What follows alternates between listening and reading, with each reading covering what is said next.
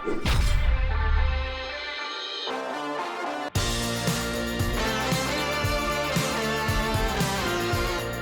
welcome to the D.I.Y Garage. I'm Brian Joslin, and we're coming to you today from SEMA 2024 in Las Vegas. With me today is Brian Brennan, editorial director at In the Garage Media, who publishes Classic Truck Performance, Modern Rodding, and All Chevy Performance magazines. Before we get talking to Brian, I just want to remind you that you can catch the D.I.Y Garage on Apple, Spotify, Amazon, and all other popular podcast platforms. You can also catch us on YouTube in video format, and you can go to eastwood.com/garage and click the podcast tab to see us in either format. Either way, we hope you'll join us and subscribe to get every episode. So, welcome to the garage here. We have a lot in common with that name. It's great to have you here. Well, thank you for making your name Brian, too. It's easy for me to remember. You're the second Brian we've recorded today, too, so it's a common name, yeah. Thank you. I got to ask, how many SEMAs for you? Because I know you've been in the business a while. Oh, yeah. Well, technically, my first SEMA would have been in the early 70s, so let's say 72-ish, 3-ish. Yeah. And, of course, I've missed a few over the years, but by and large, I've been here every year. The fun part is, I remember the SEMA show one year. It was at the Anaheim Convention Center. Very few people before it came out to that. Vegas. Yeah. And at the time, Dick Wells was the head. He ran the marketing arm of SEMA and whatnot. And I actually took a drive out here with him the day he made the presentation to the Chamber of Commerce. Yeah. Hey, we do this trade show. It's called SEMA, and this is what it does, and it regards the automotive aftermarket. And we're growing, and we'd like to come to Vegas because we need more space. Well, the fathers in Vegas gave it some thought and thought, well, we can give it a try. We'll see if it'll work. It's working out pretty well for them. I think that's foregone. I think a lot of people may not even realize that it hasn't always been in Vegas. It started in Southern California. SEMA is based in Southern California. Yeah, and in the earliest shows, people will even remember Dodger Stadium out underneath the stadium structure, the seats. It was in the hallways there that get you around the stadium. So it has a storied past, and it's got some great names. Some of the first companies that were involved. They are the core of this industry, and many of them are still around, and that's good. Yeah. That's very good. I know you've been in the publishing business a long time. Give me a little backstory on how you got to In the Garage Media and your magazines, because I know that wasn't... Well, In the Garage Media, as you said, produces the 3 books, Modern Rodding, Classic Truck Performance, and All Chevy Performance. And we are a product of the beginning of COVID. Okay. And we're also a product of the fact at the time, Motor Trend was the company name, and it had all of the car magazines, the top of the car magazines, about 22 of them. And they decided to just stick with their video format, their film format. And so they parted ways. They raised they raised 19 of the 21 books, so they went away. That's when all of a sudden I became unemployed, and it's Motor Trend and Autograph. Those are the 2 remaining. Yeah, but the reality is there's some speaking, and I believe it will occur here shortly, where Motor Trend and Hot Rod magazines have been purchased, and so that's going to change. Now that takes us from COVID up to now, but prior to all of that, I spent 25 years there with the Motor Trend Company, which before that was all sorts of names, but it was based in Peterson, and I did Street Rod, and then I had my own group of those. So there was Street Rodder and Vet Magazine and Classic Trucks Magazine and Chevy High, and then Super Chevy. So I headed up that group, a bunch of guys who I still to this day work with a number of. Maybe Rob Fortier, who was the truck book back then, is doing our truck book now. Nick Licata, who was doing the Chevy books back then, is doing a Chevy book now. And some of the ladies in the office, I say ladies, I'm trying to be polite, but they're so much younger than me, I call them girls. They worked with us while we were at the other company, and it was a seamless transition.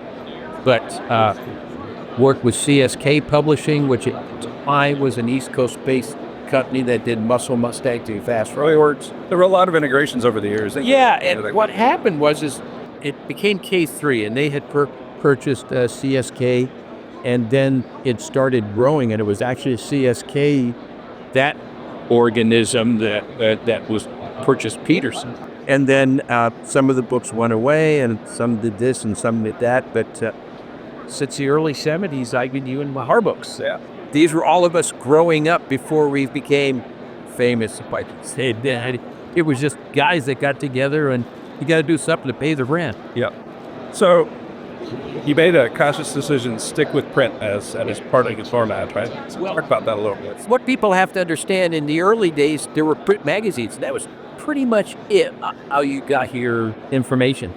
In this day and age, pick some. I mean, you have social media, you have websites, you have YouTube, you have all types of personalized forms like Instagram, that type of social media. And then you have print magazines. But just so everyone understands, yes, we do monthly print magazines, but this same magazine is in a digital format, and it can be delivered to your iPhone, your iPad, your computer, wherever you want. We understand that in this day and age, print is not the only way to get your information. My favorite wheel, the American 5-spoke mag wheel. Think of the consumer or the enthusiast is the center of that hub. It's what holds the wheel together. And the different spokes are, you got print, you have digital, we have website, you have social media, you have YouTube.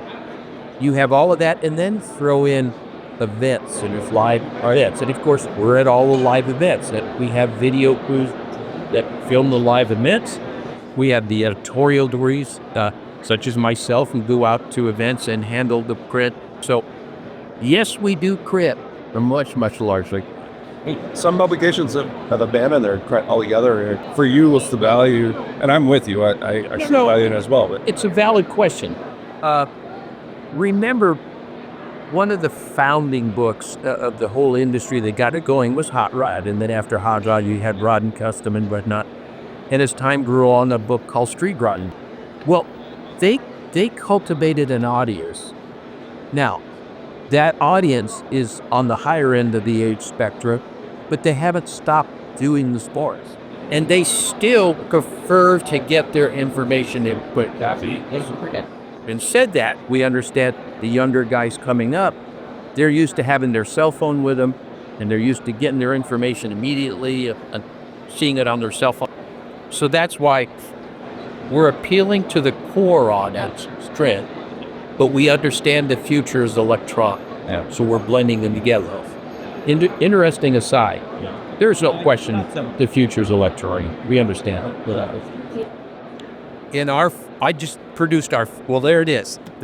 I made a little play on words. It's the 50th issue, not our 50th year anniversary. Right. That's 4.5 years, and we have now proven it works. a monthly is it's a strong commitment. For a couple of guys who fund this for their own money, it's been an experience.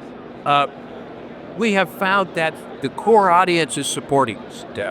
Well, what did that mean? Well, that means we have to prove to the advertisers that we have in the book that if you print with us, that's still a viable in terms of your dollar, right?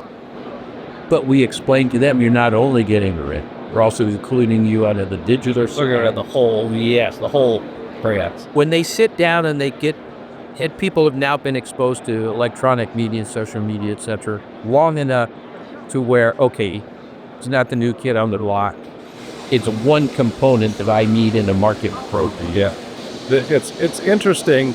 I printed a Land Rover 90 about 3 years up until COVID. Sure, interestingly, I'm a turning point for a lot of people. And we were print only, but people loved the disappear with the magazine. There wasn't another screen in their face, right? And we got a lot of respect for doing a print magazine out of the gate. It was not a cheap endeavor, but it was a great product, and I think a lot of people still enjoy disconnecting from the digital world from time to time. And you mentioned about getting away from a screen and getting in your dark room and relaxing and you have a book.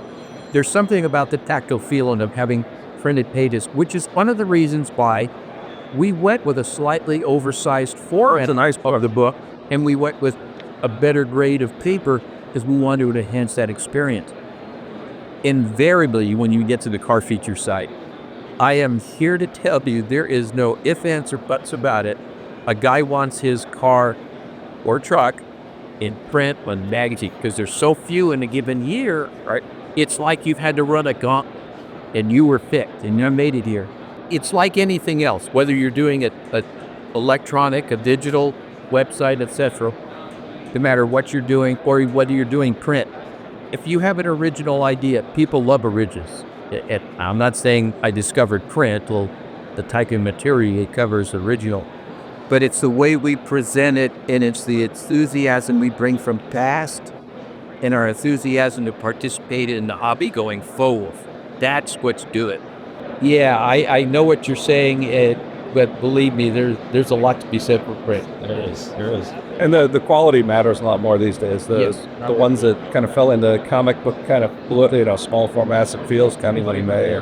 Well, With that. And it's not a $9 cover price with it, so it's a more expensive endeavor for the reader itself that they're getting value. Well, what we used to say when electronic media first came on the scene to print and they were competing, the one thing we tried to point out to the advertisers was understand that there's a financial commitment in this, right?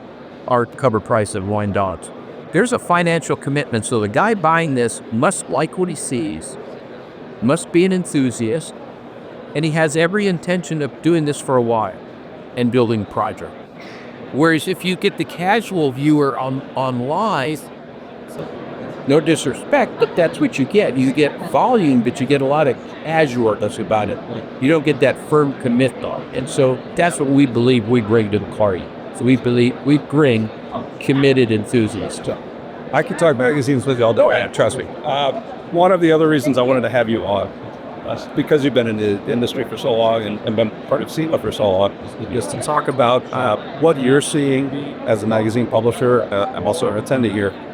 In terms of new trends within a very mature kind of market, right? The street routing, sure, it's not a new market, but it's constantly evolving. So how has that changed in recent years, and what do you see on the horizon? You bring up a very good point. The way something moves forward is it evolves. So that means it has to change. And that's what the SEMA Show has done. It's evolving, it's changing. The people we see in the halls here, yes, there's a lot of familiar names. There's a lot of new names. To the point where I had no idea what some of them are, so I got to sit there and read it. And notice I said read. I've got to read about what they're doing and they're producing, and I go, oh, that's a cool idea. But at the core value of our hobby and the industry is something called creativity. Everybody thinks they've got the next best widget. And so we have all these car builders out, and they have a vision. That fundamental idea has not changed since day one. There is a young guy who is now an old man now and a longtime builder, but there's also that young guy hasn't really built his first successful project yet. They both have, you're at the core, they're built the same. That desire to succeed and be creative and show the world what they can do. I see things and I go, whoa, that's cool. And it's because someone much younger than me and much newer to the industry has taken his creativity and what he's learned, and he's pushed that bar just a little bit higher. He's opened a few more doors. I walked the show this year at first, and I went, oh, okay, and then I started looking a little deeper, and what I'm seeing as far as trends, there is no question that what's being built is being built at higher level. The technology that's being used and the tools is advancing. So the end product is even more best and better and whatnot. I am very excited about where everything is going in the future, knowing full well I may not get all of it and I may not understand it, I may not even like it, but that's irrelevant. What's relevant is this is the next iteration. Yes. Have you seen any trends from the past that have been the younger generations have discovered? Well, yeah, and the funny thing is, it doesn't look the same. Yeah. But when you look at it, you get it. That makes sense. And I see that with everything. I don't care. Now this is a C2 Corvette. That's something that's from the 60s, that era. But you take a young builder, Chris Ryan, you built that. Now he's not a young builder, but he's not one of the older builders. He's right there in that evolving mixture of builders that quite good and a lot of good ideas. And he can take what I might have done 50 years ago. But he's using what's available to him today, and he's taking it to that next level. So yes, I don't care if it's an early car, whether it's a Corvette, whether it's a later model truck, whether it's a C10 from 67 to 72, or maybe it's something from, the 78 and later, or 90. They're all being blended in together. It's actually quite fun to look at. Yeah. Was you being based in Southern California, and this culture really evolving largely out of Southern California, are you seeing other kind of regional trends? Are you seeing cars come out of places other than Southern California at this point? Oh, all the Really time. high quality stuff. Oh, yeah. In fact, when the trends and all of this first started, let's say in Southern California, the fact of the matter was there were guys in the Midwest, Darrell Starper. There were guys in the South, builders who were building cars, or the East Coast. What the West Coast builders had that no one had the time there, and this is where time and technology of level playing field for magazines were produced in Southern California. So I'm working behind a desk. I got to go do a story. It's pretty easy for me to get in my car and drive to Burbank, West Hollywood, or to Orange County, or wherever, to a builder and get a story. So who's getting the ink?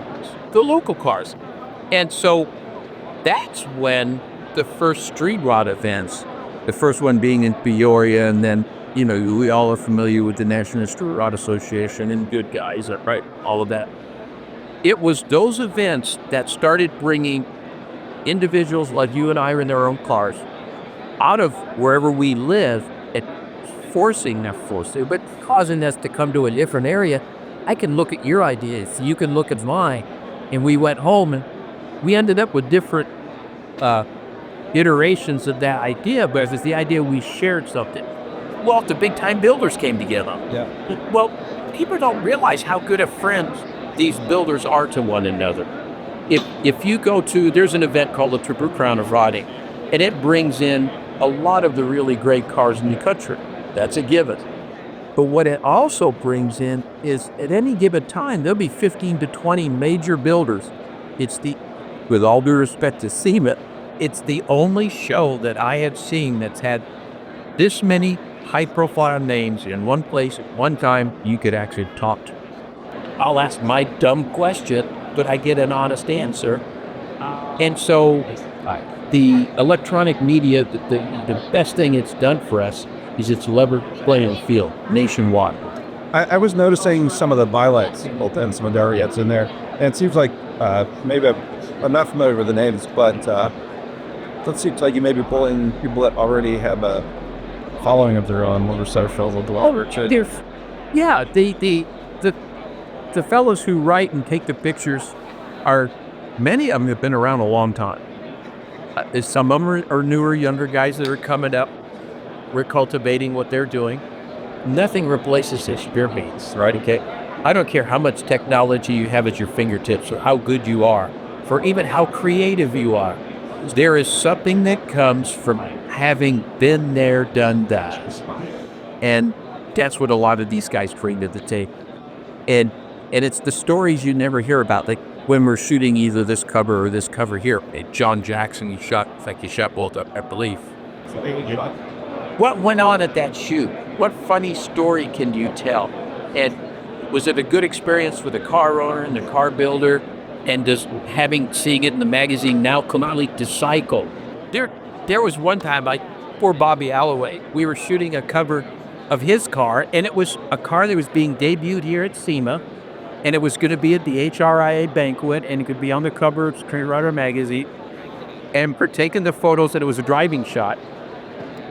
And we kept telling him, a little faster, until it went a little too fast, and he clipped what's called the brow on a 34 Roadster down here at the bottom, and it ruined the paint. Bobby, to this day, has never forgiven me. It keeps reminding me how much time that cost him to fix that so they could get the car back in the trailer and get it out here to the SEMA Show. Another one that I'm on the Alloway stories right now, but there was another one that had at the 49th annual Grand National Roadster Show, Bobby's car that he built once. It was the last of the Boyd Coddington bodies that he was doing. On the cover, I put the cover blurb, "Is this America's most beautiful roast?" Well, the magazine came out the same time of the show. That was all by design. But people interpreted it different, meaning I knew the car was going to win. And oh my God, the flack he got from the show promoters and whatnot. But it's those kind of behind the scenes stories that every magazine cover has.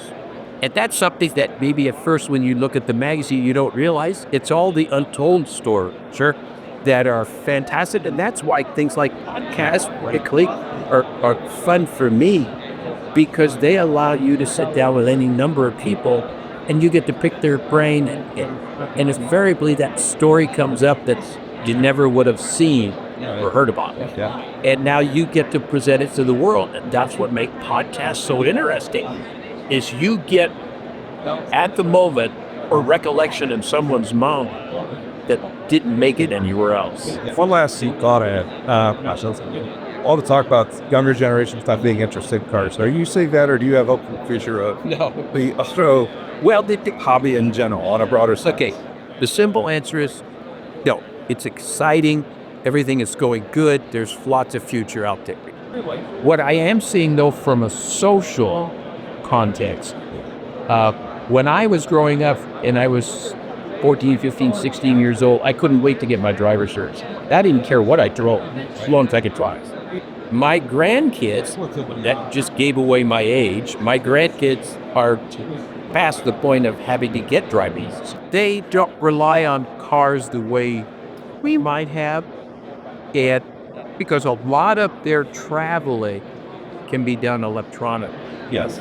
Okay, I have a 19-year-old daughter. I know. Okay, all right, you get it. Now, having said that, they're just going to come back into it, and they are doing it in their way. So they do spend too much time on the electronic media, but they're getting exposed to a lot of ideas. And they'll settle in on topics. I don't care if it's nitty. Now I notice there's a little bit more interest, Yeah. It is a little bit, but it'll grow. And when that happens, that's such a good feeling. And so, short answer to your question is yes, I feel good about the hobby. And I know we didn't talk about Eastwood and all of that, but I had they worked very closely. We worked over to Nick over the years. Oh, Kapinski for years and years. And we had our tool column where we did lots of fun stuff. And I still have all my tools that he helped me get. Still have them in the toolbox, still have them in the garage, still there. And that's something that is missed in all of this. It's the hands-on feeling, the personal satisfaction you get from working in tools. And it's a way to save money. So you buy tools and you're able to do something. It's a good thing. But it gives you so much personal satisfaction. And I think what it does is it enhances your core of your self-worth. Absolutely. And then that emanates out into how you do your daily job, whatever that might be.